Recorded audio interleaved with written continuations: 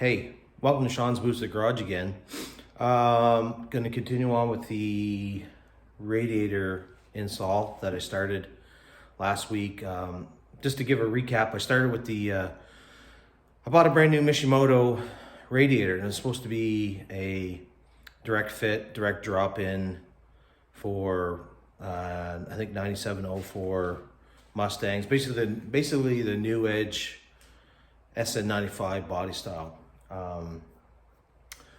So some of the issues I ran into, I guess the main issue I ran into was that the condenser lines are in the way of allowing the radiator to move over far enough for it to drop down into the mounts. So I sent that radiator back. I contacted Mishimoto, sent them some pictures, explained what happened. I think they were kind of surprised, but I'm like, I don't know how they wouldn't have ran into this before, unless people that buy these are just making straight up race cars and don't have AC in anymore. So anyways, I'm trying to build a fast car, but still keep my AC and my heater and all the comforts of a car, but with 500 or 600 horsepower. So I just basically decided to go back to a OEM radiator.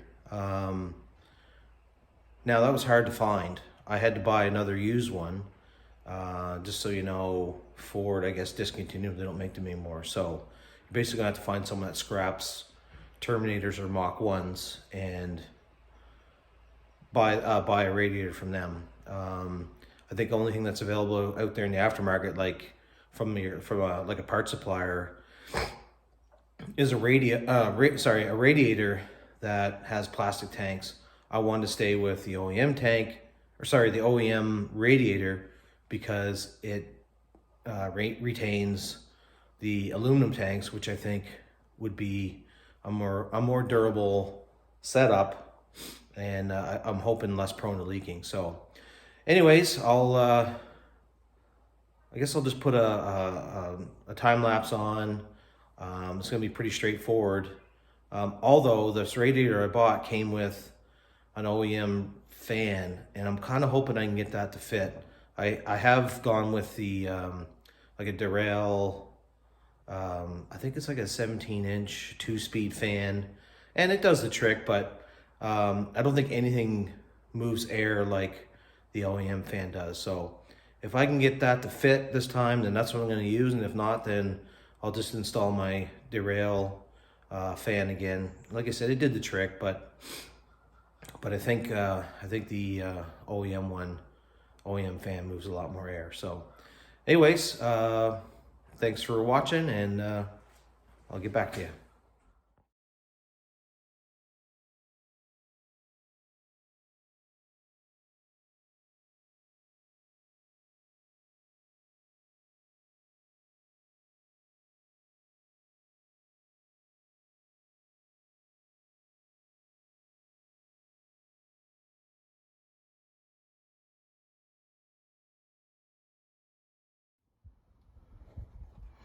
Okay, well, the radiator's all in.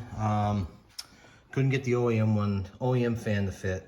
You can tell, like, it's super tight here to the turbo.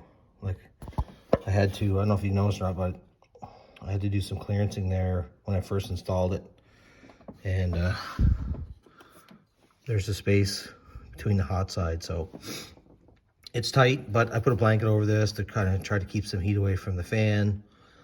And yeah, I haven't come across anything else that works yet.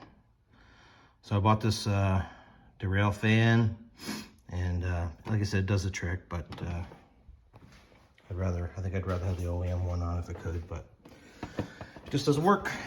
Not my situation anyways. So anyways, next thing now is I gotta put this other hose on.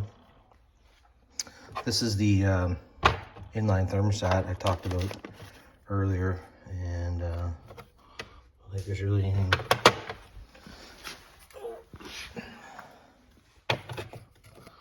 Nothing too complicated about it. Oops. Put the gasket in there.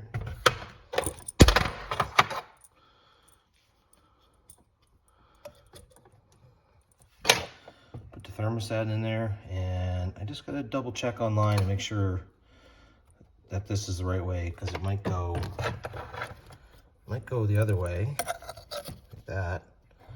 But I think you want that part facing the engine.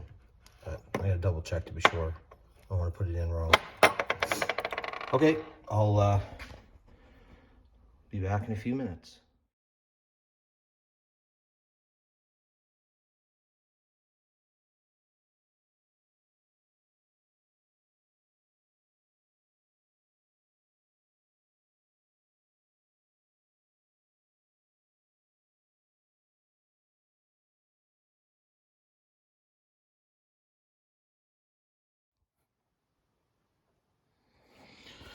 Okay, well, now it's ready to fill. So on these, I don't know about the 2-valve motor, but this 4.6 4-valve motor, you get this coolant crossover. So I took the plug out of here. That's where you're gonna do the main filling at. But first of all, what you wanna do is fill up this degas tank. So once that's full, put the cap on, and that should be it.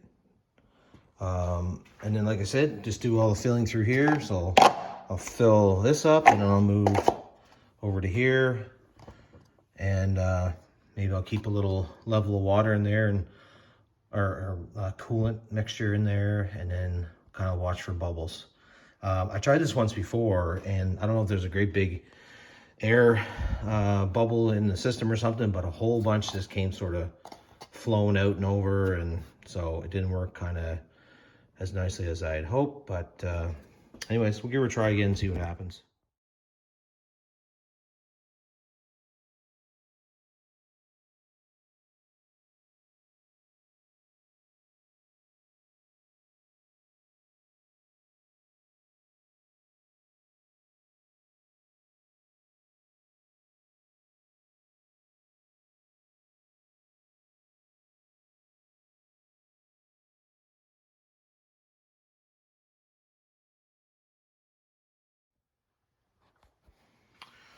Okay, well, it's all done. I just had it running for probably like half an hour. I think I got all the air of it, but I'll probably check again. Maybe once it's cooled off, I'll take this plug off, just see if there's any air that comes out there. And I'll have to see where this tank level's at too. 'Cause right now it appears low, but it could, once it cools down, it could fill back into there. So yeah, so I guess moral of the story on these cars is stick with the OEM radiator, because somebody, or I don't think there's any manufacturer out there yet that's come up with something that's gonna bolt in place. So not that I can find anyways, but anyways, you might have saw me too when I was filling the car that I put a rag in the funnel. That coolant, I just reused the coolant because it's only been in the car like maybe for a couple months in the summer. But I mean, there's all the gunk that settled out in the bottom of that bucket. Now that bucket was clean before I dumped the coolant into it. So anyways, you see a bunch of this stuff. I don't know what it is, calcium or something. But anyways, thanks for watching. Like, share, subscribe, and we'll see you next time.